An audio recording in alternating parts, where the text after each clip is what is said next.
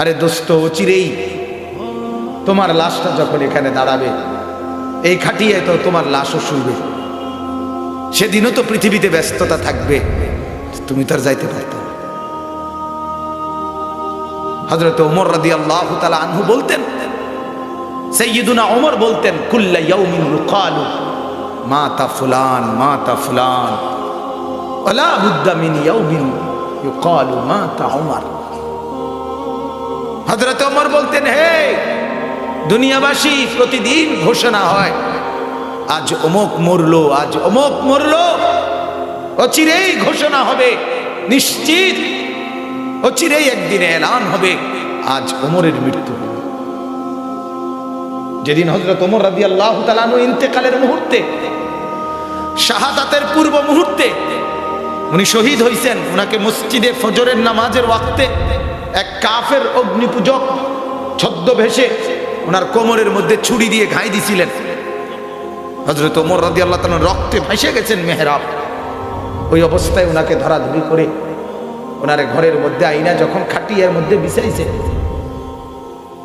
চৌকির মধ্যে শোয়াইছে, তখন অবস্থা এরকম বেসামাল ছিল যে মুখ দিয়ে ওষুধ দিচ্ছে বা পানি দিতেছে, এদিক দিয়ে বাইরে হয়ে যেতেছে। হযরত ওমর রাদিয়াল্লাহু তাআলা বুঝছে উনি দুনিয়াতে আর টিকবে না, আর বাঁচবে না। এখানে দুইটা ঘটনা হয়েছে তখন। একটা হলো, যত লোক ওনাকে দেখতে আসছিল একজনের পর একজন কানতে কানতে আবার দেখে দেখে বিদায় নিচ্ছে। হযরত ওমর তখন একেবারে বেহাল। এই অবস্থায় কিতাবে আছে এক যুবক হযরত ওমরকে দেখতে আসছিল। এদের মধ্যে এই যুবকও কানতেছিল, যাচ্ছিল। যখন দেখা হযরত ওমর রাদিয়াল্লাহু তাআলা ওই বেহুশ অবস্থায়, চূড়ান্ত শেষটাই, তখন হযরত ওমর ওই যুবকের দিকে তাকাইয়া বলছিল, ইয়া শাব ইরফা ইজারাক, এই যুবক, তোমার লুঙ্গি টাকনুর নিচে দেখা যাচ্ছে, উপরে লুঙ্গি উঠো। যখন জীবন চলে যাচ্ছে তখন রাসূলুল্লাহ সাল্লাল্লাহু আলাইহি সাল্লামের সুন্নতের ইহানত হতে দিচ্ছে, তখনও দ্বীনের খেলাফ কোনো কাজ সহ্য করছে না। গেলাম তো দুনিয়া থেকে, কিন্তু তাই বলে শেষবারের মতো বুঝি নবীর দ্বীনের খেলাফ দেখে যাব নাকি? এর জন্য এটা বলছে। আর যখন উনি বুঝছেন চূড়ান্ত এখন আর টিকবে না, তখন উনি ওনার ছেলে আব্দুল্লাহ ইবনে ওমর রাদিয়াল্লাহু তাআলা আনহুমা, আব্দুল্লাহ ওমরের ছেলে, হযরত ওমর তাকে বললেন, বাবা তুমি আমাকে এই চৌকি থেকে নামায় দাও, চৌকি থেকে মাটিতে রাখো আমার শরীরটা, দা খাদ্দি আলাল আরদ, এই বাপ আমার গাল এই মাটির সাথে লাগাও, যেন মাটির সাথে পড়ে থাকা অবস্থায় আমার মালিকের একটু দয়া হয়, আমার মাওলা যেন আমারে মাফ করে দেয়। আসা রাব্বি আন ইয়ারহামানি, আমি চাই মৃত্যুর পূর্বে আমার এই জীর্ণ শীর্ণ অবস্থা দেখে যে আমি মাটিতে পড়ে আছি, আল্লাহর যেন একটু দয়া হয়, আল্লাহ যেন আমাকে একটু মাফ করে দেয়। হ্যাঁ, হযরত আব্দুল্লাহ ইবনে আব্বাস রাদিয়াল্লাহু তাআলা আনহুমা বলছিলেন, ওমর আপনি খলিফাতুল মুসলিমিন, আপনি 10.5 বছরের বাদশাহ, আমরা আপনার উপরে রাজি, আপনার কৃতিত্বের কোনো অভাব নাই, আপনার নেকির কোনো অভাব নাই, আপনার ভালো কাজের কোনো অভাব নাই, কেন আপনি এই পেরেশানি করছেন? হযরত ওমর তখন বলছে, আব্দুল্লাহ ইবনে আব্বাস, আল্লাহর কসম, আমি প্রতিদানও চাই না, আমি শাস্তিও চাই না, আমি শুধু এতটুকু চাই, আল্লাহ যেন বলে দেয়, যা তোরে ছেড়ে দিলাম।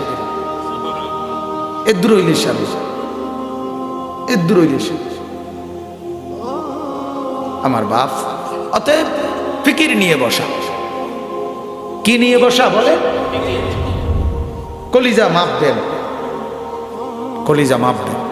আমার শায়েখ আরিফ বিল্লাহ আল্লামা মুফতি মুশতাকুন নবী সাহেব হযরত দামাত বারাকাতুহুম এটা বলে যে, ভাই মাঝে মাঝে কলিজায় হাত দিয়ে দেখবেন এ দিলে আল্লাহ আছে তো, এ দিলে রাসূলুল্লাহ সাল্লাল্লাহু আলাইহি সাল্লামের মহব্বত আছে তো, এই দিলের মধ্যে আখিরাতের মহব্বত আছে তো, নেক কাজের জজবা আছে তো। যদি দেখেন নাই, এটা বাড়াবেন। এটা বাড়াবেন। আল্লাহ নবী সাল্লাল্লাহু আলাইহি সাল্লাম বলেন, ইদা সাররাতকা হাসানাতুকা ওয়া সাআতকা সাইয়্যাতুকা ফাআনতা মুমিন। আল্লাহ নেক কাজ তোমাকে আনন্দিত করে, আর তোমার গুনার কাজ তোমাকে দুঃখিত করে, কষ্ট দেয়, বুঝবা তুমি এখনো মুমিন। নেক কাজ করছো ভাল লাগতেছে, গুনার কাজ করতেছো আফসোস লাগতেছে, তো বুঝবা এখনো তুমি মুমিন। যেদিন দেখবে এটাও নাই, এটাও না, হাজারো মুসলমান, হাজারো যুবক গত 1 বছরে বলতে পারবে না কোনোদিন, এরকম লাখ লাখ যুবক আছে আমাদের মহল্লায়, গত 1 বছরে কোনোদিন ফজরের নামাজ একটা রাকাত সেজদা দেয় নাই। আছে না এমন? কিন্তু তার কলিজায় এটা নিয়ে এখন আফসোস নেই। কত মুসলমানের ঘরে গত 30 বছর ধরে রঙিন টেলিভিশন প্রতিদিন চলতেছে, এটা নিয়ে তার কলিজার মধ্যে এক বিন্দু কোনো আফসোস নেই। কত মুসলমান আছে গত 10 বছর ধরে বাজারে ব্যবসা করতেছে সুদের টাকায়, ধোকা দিয়ে, ওজনে কম দিয়ে, এটা নিয়ে তার চেহারার মধ্যে কোনো একটু বিব্রত অনুশোচনার কোনো চিহ্ন নাই। কত মুরব্বী আছে 60 বছর বয়স, এখনো দেদারছে, জনসম্মুখে বিড়ি খাইতেছে, সিগারেট খাইতেছে, একটু লজ্জার অনুভূতিও নাই। হায় হায় হায় হায় মুসলমান, হায় হায়, বিবেক জাগবে কোন দিন? হ্যাঁ, কত স্বামী আছে যার বিবি আছে 20 বছর যাবৎ বেপর্দা, বাজারে বাজারে ঘুরে, মার্কেটে মার্কেটে ঘুরে, নির্লজ্জ স্বামীর কলেজার মধ্যে একটু ব্যথা লাগে না? কিরে, এটা বউ আমার, দেখে যে সবাই, এটা মেয়ে আমার, দেখে যে সবাই, আরে এটা তো লুটের মাল নাকি? মুসলমান সব মনে রাখবেন, গুনার কথা বলার পর যদি কলিজাতে অনুভূতি না আসে, কলিজা মরে গেছে। ওয়ালা তাকুনু কাল্লাযীনা নাসুল্লাহ ফাআনসাহুম আনফুসাহুম। রব্বুল আলামিন বলেন, বান্দা আমাকে ভেবো ভুলো না বান্দা, আমি আল্লাহকে যদি বেশি ভুলে যাও, একদিন এমন হবে আমি আল্লাহ তোমার নিজেকেই তোমার থেকে ভুলিয়ে দেব। সেদিন আর তুমি যে মুসলমান এ কথাই আর মনে থাকবে না, সেদিন আর তুমি যে কবরে যাবা এটাই ভুলে যাবা। তোমার যে আখিরাত আছে, তোমার যে হাসরের মাঠ আছে, এটাই আর কোনোদিন মনে আসবে না। এমন শাস্তি দেব, এটা সবচেয়ে বড় শাস্তি। ফাআনসাহুম আনফুসাহুম। আমার হযরত বলে যে দুনিয়াতে মানুষ রাগ করতে গেলে বলে, এমন ফিডা ফিডুম তোর বাপের নাম ভুলাই দেব, বলে কি না? এমন ফিডা ফিডুম তোর বাপের নাম ভুলে যাবি। তো আল্লাহ তাআলা বলে, নাফরমান আমাকে বলছো সেজদা দিতে ভাল লাগে না, না এমন শাস্তি দেব তুই তোর নিজের নাম ভুলে যাবি, তুই যে মুসলমান এটা ভুলে যাবি। একদিন তুই ভুলেই যাবি তুই যে মরবি, মরবি। নুওয়াল্লিহি মা তাওয়াল্লা ওয়া নুসলিহি জাহান্নাম। আমি তোর উল্টো পথেই, তোর নাফরমানির পথেই পথে তোরে আমি একদিন জাহান্নামে ফেলব। এজন্য আমি আপনাদের কাছে শুধু আমার বয়ানের জন্য, যেহেতু আমি মাগরিবের পরেই বসছি, আরো ওলামায়ে কেরাম কথা বলবেন, এই জন্য এই আশায় বলছি প্রত্যেকে ওলামায়ে কেরামের বয়ান কলিজার দরদ নিয়া, নিজের ফিকির নিয়া শুনবেন। বলেন ইনশাআল্লাহ, বলেন ইনশাআল্লাহ। জুম্মার নামাজের বয়ান পুরা 2 চোখ খোলা রাইখা ইমাম সাহেবের দিকে তাকায়া, খতিবের দিকে, তারপরে বয়ান শুনবেন। তারপর পুরা চেহারা ছাইয়া থাকবে, দেখবেন তাইলে জবানের কানে আওয়াজ শুনবেন যেগুলো, এগুলোর বরকত পাবেন, আর এই নজরের বরকত পাবেন। নজরের বরকত, নজরে কি? নজরে জিন্দেগি বদলা। আল্লাহ ওয়ালার নজর পড়লে, হক্কানি রব্বানি উলামায়ে কেরামের নজর পড়লে ওই মানুষ দিনদার হয়ে যায়। এটা অনেক বড় ফায়দা, নজর অনেক বড় ফায়দা। আল্লাহ আমাদেরকে বোঝার তৌফিক দান করুক, বলেন আমিন। সম্মানিত হাজিরিন, আমি আপনাদের সামনে পবিত্র কোরআনুল কারীমের 9 নম্বর পারা 8 নম্বর সূরা, সূরাটির নাম সূরায়ে আনফাল। এই সূরার 2টি আয়াত 24-25 এই 2টি আয়াত তেলাওয়াত করেছি। অল্প একটু সময়, বাকি এইটুকু সময়ের ভেতরে আমি এই 2 আয়াতকে সামনে রেখে আর কিছু কথা পেশ করতে চাই। আল্লাহ তাআলা আমাদেরকে তৌফিক দান করেন, বলেন আমিন। সূরা আনফালের 24 নম্বর আয়াত আল্লাহ তাআলা বলতেছেন, ইয়া আইয়ুহাল্লাযীনা আমানু। এটা হলো প্রথম সম্বোধন। আল্লাহ তাআলা এই শব্দটার মাধ্যমে আমাদের সবাইকে ডাক দিয়েছেন, হে ঈমানদারগণ, হে ঈমানদারগণ। এটা আল্লাহ তাআলার ডাক। কার আহ্বান বলেন?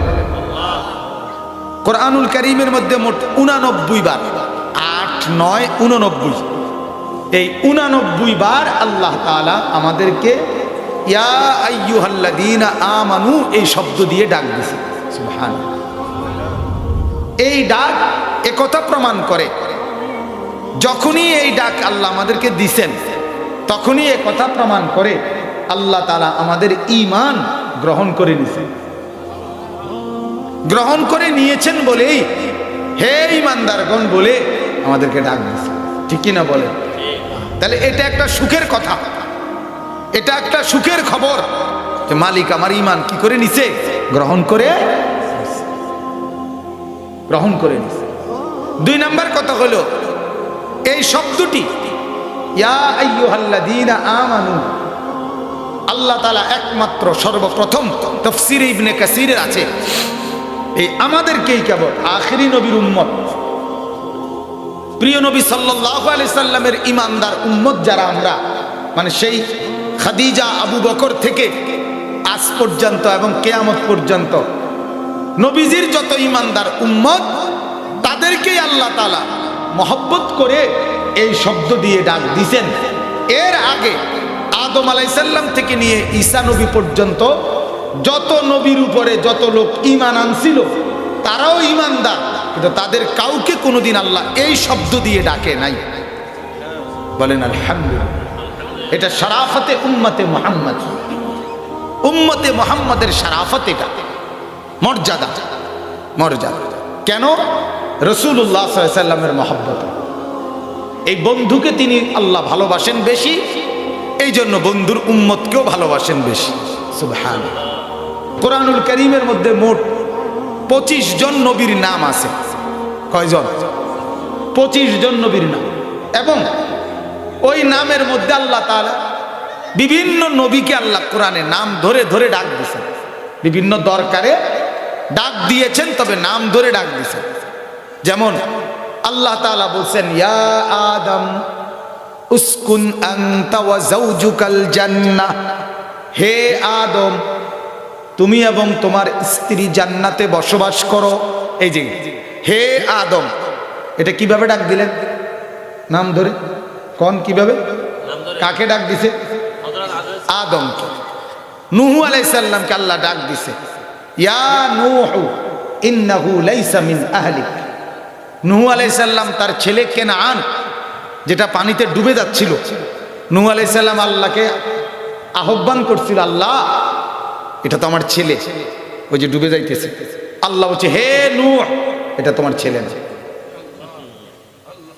বেঈমান তোমার কি হইতে পারে না? ছেলে। ইন্নাহু লাইসা মিন আহলিক। এই জন্য মনে রাখবেন বাজান, রক্তের বন্ধনের চাইতে ইমানের বন্ধন বড়। আমরা এটা উল্টে এলাইছি। কি করবো হুজুর, নামাজ না পড়লে কি হইব, আমার ফুত তো। এটা উল্টায় কথা না? এটা উল্টাইছি না আমরা? কি করুম, চুরি করলে কি করুম, আর আমার ফুত তো। ফুত কি আর হালাই দিতে আর উনি জি কি আর হালাই দিতে আর, নামাজ না পড়লে কি,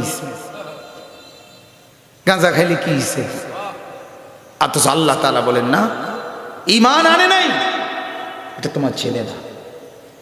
ইন্নাহু আমালুন গায়রু সালিহ, এটা বেআমল সন্তান। আর নাফরমান ইমানদারের সন্তান হতে পারে না। হ্যাঁ, এজন্য উচিত ছিল যে ঘরের সন্তান নামাজ পড়ে না, সে ঘরের বাপ, সে ঘরের মা, ওই ঘরে এই যুদ্ধের ঘোষণা দেওয়া যে হয় নামাজ পড়বা, সেজদা করবা, নয় আমার খাবারের এক লোকমা খাওয়া হারাম। এই কথা যদি মা আর বাবা যদি আখিরাত বিশ্বাসী হতো তো এই কথা বলতো। কোরআনুল কারীমে আল্লাহ আল্লাহ বলছে, আল্লাহ বলছে মান ইউশরিক বিল্লাহ হারামাল্লাহু আলাইহিল জান্নাহ। আল্লাহ বলে আমার সাথে যে শিরিক করবি আমি আল্লাহ জান্নাত তার জন্য হারাম। সাবধান, তুই আমার জান্নাতের দ্বারেও আইস না।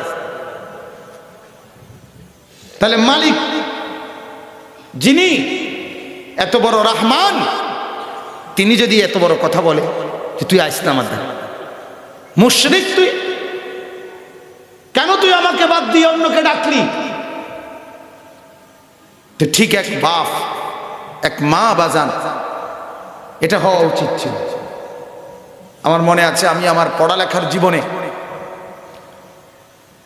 জীবনে শুধু একবার আমি এক মাদ্রাসার ব্যাপারে আমার আব্বারে শুধু এই কথা বলছিলাম, আব্বা আমি এই মাদ্রাসায় পড়বো না, অন্য মাদ্রাসায় পড়বো, শুধু এই কথাটাই বলছি। আমার স্পষ্ট মনে আছে আমার আব্বা সাথে সাথে বলছিল, ফুত পরের বেলা ভাত আমার ঘরে খাইও না, পরের বেলা ভাত আর খাইও না এই ঘরে, সাবধান, এক্ষণ বাইরে ঘর থেকে, তোমার কামাই তুমি কইরা ভাত খাও, জেনে মনে কয় হেনে ফরো নইলে ঘাস কাটো। সাথে সাথে কানতে কানতে, ছোট মানুষ তখন, কানতে কানতে মাদ্রাসায় গেছি। বাবার সেই কঠোর শাসন আজ বরকত দিছে কিনা বলে, লস হয় না। সেদিন হয়তো চোখের পানি পড়ছে, বুঝি নাই, আজ বুঝি, আজ বাবার জন্য চোখের পানি আসে যে হা বাপ আপনার সেই কঠোর শাসন আমার উপকারে আসছে। এজন্য বাজান এটা ফাঁকি দিয়ে বলে রাখবো, আজ আমরা আমাদের সন্তানদেরকে ছেড়ে দিছি। আমার দিবানিশির সবচেয়ে বড় ব্যথা এটা। আমি রাত নতুন আসছি না পুরাতন আসছি, আমার এইগুলো ভাবিও না। 1 মিনিট বলতে পারছি না, 1 ঘন্টা বলতে পারছি, আমি এটাও ভাবি না। আমি বুঝি বাজান আজ অভিভাবকরা তারা তাদের উপার্জন চিনে না। আমার সবচেয়ে দুঃখের কথা, কোরআন এবং সুন্নাহর ভাষায় এক মানুষের সবচেয়ে বড় অর্জন তার বিবি বাচ্চা। যার বিবি নামাজি দিনদার, যার ছেলে মেয়ে নামাজি, আল্লাহর কসম এটা আপনার 60 বছরের সবচেয়ে বড় কামাই। এটা যদি বুঝতেন তো আমার আশা সার্থক। শুধু এই কথাটাই শুধু বুঝেন যদি। আজ মুসলমান দুর্ভাগ্য, সোফার কাঠ সবচেয়ে মজবুত, মালয়েশিয়ান কাঠ, সেগুন কাঠ, ডাইনিং টেবিলের কাঠ অত্যন্ত মজবুত। হায় মুসলমান, সোফার কাঠ 10 দোকান খুঁজা নির্বাচন করলেন, এত মজবুত এত উন্নত মানের, কিন্তু আপনার চোখের সামনে আপনার সন্তানটা অসভ্য জানোয়ার, একটা সেজদা করে না, বিবি একটা পর্দা করে না, মেয়েটা কোনো পর্দা করে না, বিবি বাচ্চা একজনও আল্লাহর কোরআন পড়ে না। হায়, খাট এত মজবুত, সন্তান কেন এত অসৎ? সোফা তো ভালো মানের, বিবি কেন এত নিকৃষ্ট মানের? ডাইনিং টেবিল এত উন্নত মানের, ছেলেটা কেন এত নিম্ন মানের? বলেন বলেন। তাহলে বুঝেন নাই, কামাই চিনেন নাই, রোজগারটা চিনেন নাই, উপার্জন চিনেন নাই। মুসলমান চিনে নাই।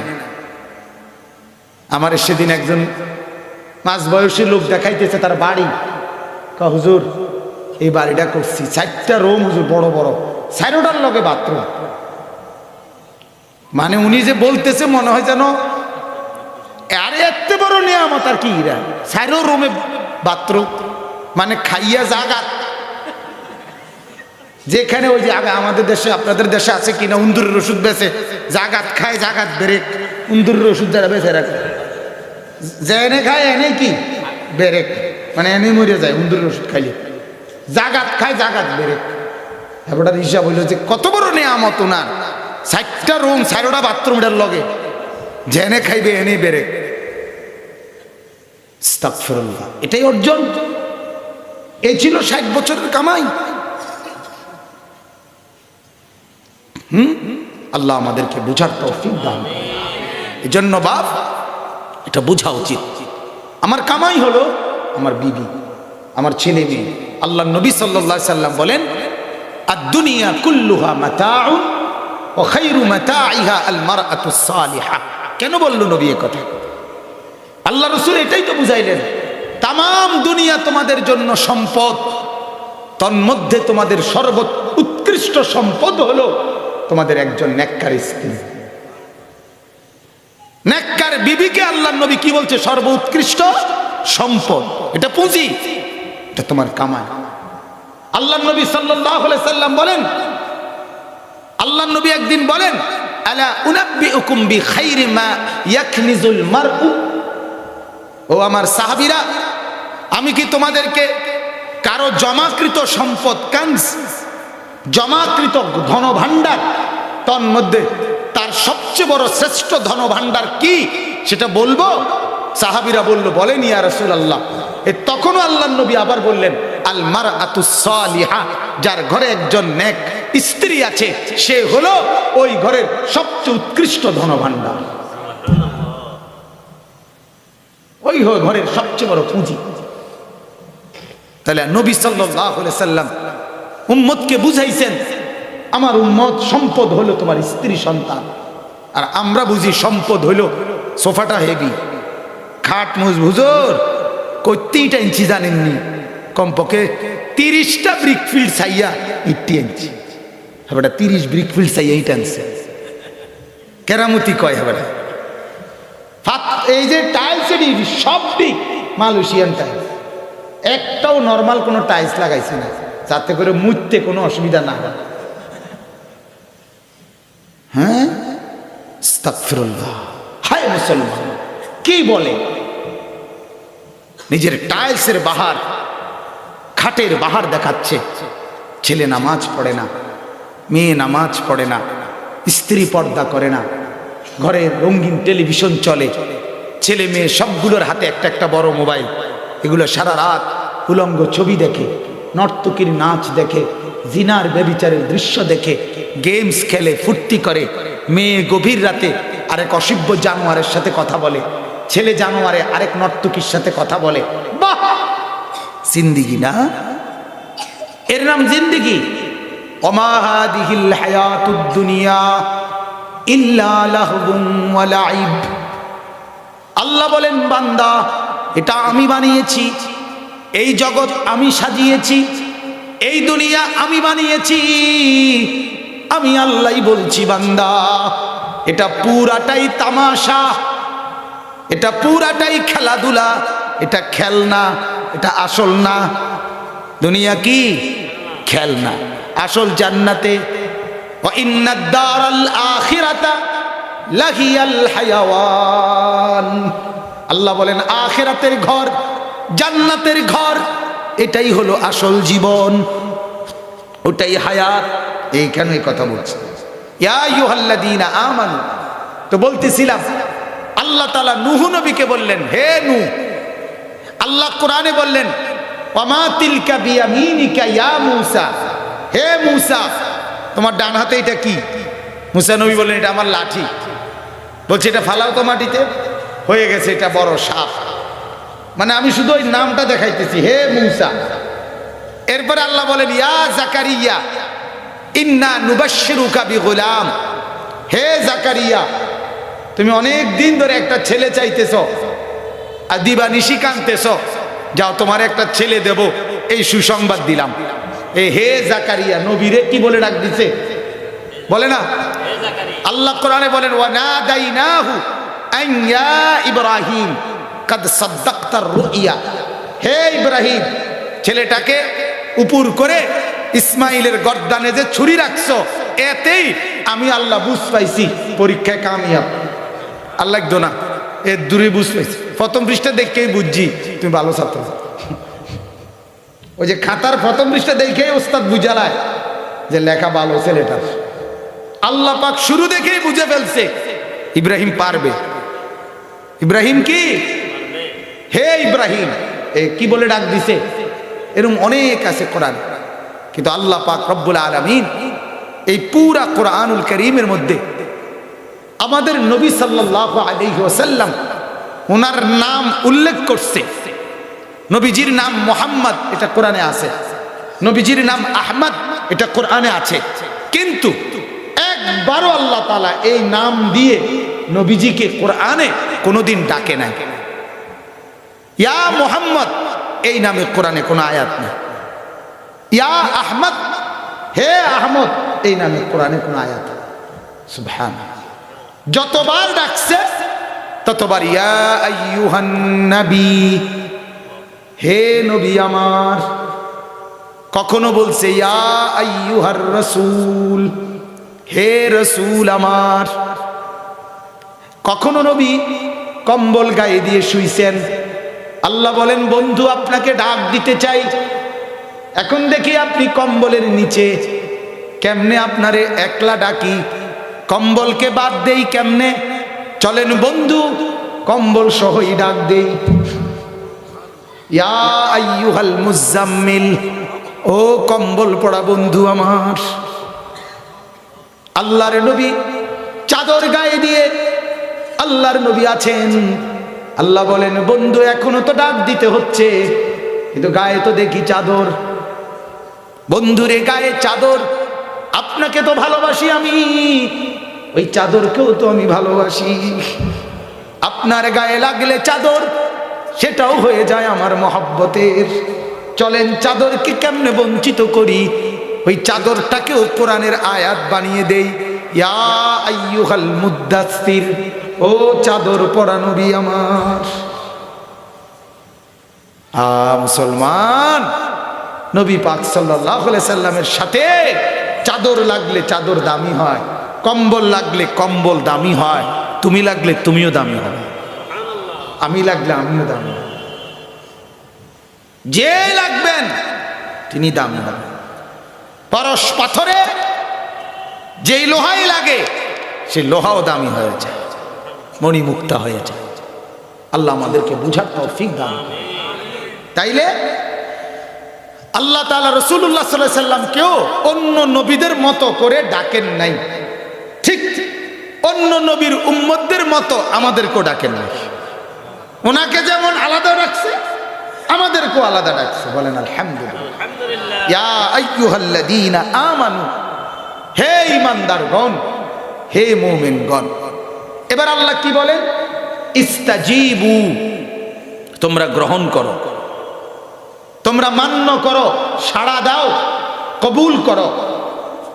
লিল্লাহি ওয়ালির রাসূলি ইদা দাআকুম, আল্লাহ এবং তার রাসূল যখনই তোমাদেরকে কোনো কিছুর আহ্বান করে, আল্লাহ এবং তার রাসূল যখনই তোমাদেরকে কোনো কাজের আহ্বান করে, কোনো নেক কাজের কথা বলে, সাথে সাথে তোমরা সেটা গ্রহণ করো। আল্লাহ ইমানদারের কাছে এটা চাচ্ছে, আমাদের কাছে আল্লাহর এটা চাওয়া, যেহেতু তোমরা ঈমান এনেছো আমি জান্নাত দেব তোমাদেরকে। ইমানদারের জন্যই তো জান্নাত, ঠিক কিনা বলেন? তাহলে আল্লাহ বলেন যেহেতু ঈমান আনছো, এক ধাপ আগায় গেছো, এবার আমি তোমাদেরকে জান্নাত দেব। বিনিময়ে জান্নাত পেতে হলে আমি আল্লাহ আমার রাসূলের মাধ্যমে যা কিছু তোমাদেরকে আহ্বান করেছি, বলেছি, তার সবটা তোমরা গ্রহণ করো। লিমা ইউহয়িকুম, ওই কথাটা আবারও বললাম। এখানে আল্লাহ এটা বলছেন, আল্লাহ বলেন যদি আমার কথা শুনে নাও, আমার রাসূলের কথা শুনে নাও, আল্লাহ বলেন ও বান্দা, এর মাধ্যমেই তুমি জীবন পাবে। আল্লাহর গোলামির মধ্যেই জীবন, রাসূলুল্লাহ সাল্লাল্লাহু আলাইহি ওয়াসাল্লামের অনুসরণের মধ্যেই জীবন। জীবন বেঁচে থাকা, এটাকেই বেঁচে থাকা বলে। আল্লাহর কসম বাজার এই কথা শুধু বোঝে, গুনাহ মানে বেঁচে থাকা না, নাফরমানি মানে বেঁচে থাকা না, আল্লাহকে ভুলে যাওয়া মানে ওই মানুষটা বেঁচে নাই। এটা যদিও হাসে তো এটা একটা মরা লাশ হাসে। রাসূলুল্লাহ সাল্লাল্লাহু আলাইহি ওয়াসাল্লাম বলেন মাসালুল্লাযী ইয়াযকুরু রাব্বাহু ওয়াল্লাযী লা ইয়াযকুরু রাব্বাহু মাসালুল হাইয়্যি ওয়াল মাইয়্যিত। নবীজির হাদিস, আল্লাহর নবী বলেন, যে আল্লাহর জিকির করে না, আল্লাহর নাম নেয় না, আর যে আল্লাহর নাম নেয়, নবীজি বলেন এই দুইজনের পার্থক্য কেমন? মাসালুল হাইয়্যি ওয়াল মাইয়্যিত, একজন জীবিত আর একজন মৃত। তাহলে রাসূলুল্লাহ সাল্লাল্লাহু আলাইহি সাল্লাম আল্লাহকে যে স্মরণ করে না তাকে জীবিত বলছে? কথা বলে না কেন? সে তো মুর্দা। হযরত ওমর রাদিয়াল্লাহু তাআলা আনহুর জামানায় ইয়ারমুকের দ্বিতীয় যুদ্ধ, ওই যুদ্ধে খ্রিস্টান সৈন্যবাহিনী ছিল ৬০,০০০। হযরত ওমর যুদ্ধের জন্য সৈন্য পাঠাবে, সাহাবীদেরকে মশওয়ারায় বসছে, পরামর্শে, এরকম মিটিংয়ে। তো সাহাবীদেরকে জিজ্ঞেস করছে, তোমরা বলো কয়জন পাঠাইতাম ৬০,০০০-এর মোকাবেলায়? তো অধিকাংশ সাহাবী বলছে ৬০ জন। কয়জন? হযরত ওমর বললেন আরো মশওয়ারা দাও। আরেকজনে দাঁড়ায় বলছে খলিফাতুল মুসলিমিন ৩০ জন। কয়জন? প্রতিপক্ষ কয়জন? ৬০,০০০। কাফের কয়জন? হযরত আলীকে, আরে হযরত ওমর এবার খালিদ ইবনুল ওয়ালিদ, এই হযরত খালিদকে জিজ্ঞেস করছে, খালিদ তুমি কয়জন দিতাম? হযরত খালিদ ইবনুল ওয়ালিদ দাঁড়িয়ে বলছে, আমিরুল মুমিনিন, আমাকে একা পাঠাইলেই চলে, আমি একলা গেলেই সারি। হযরতে ওমর বললেন, খালিদ এটাকে একটু বাড়াবাড়ি হয়ে গেল না? মানে ওমর বলতেছে এটা একটু বেশি বাড়াবাড়ি মনে হইতেছে না? কি কও তুমি, তুমি একলা গেলেই হয়। মানে হযরত ওমর ভাবছেন অহংকার করে বলতেছে কিনা যে আমি একলাই পারব। হযরত ওমর বললেন একটু বাড়াবাড়ি হয়ে গেল না? হযরত খালিদ ইবনুল ওয়ালিদ রাদিয়াল্লাহু তাআলা বললেন, আমিরুল মুমিনিন, আল্লাহর কসম, আমি বাড়াবাড়ি করার নিয়তে বলছি না, বরং লক্ষ্য উদ্দেশ্য হলো এই আল্লাহর নবী বলছে যারা আল্লাহকে ডাকে তারা জীবিত, আর যারা আল্লাহকে ডাকে না তারা মৃত।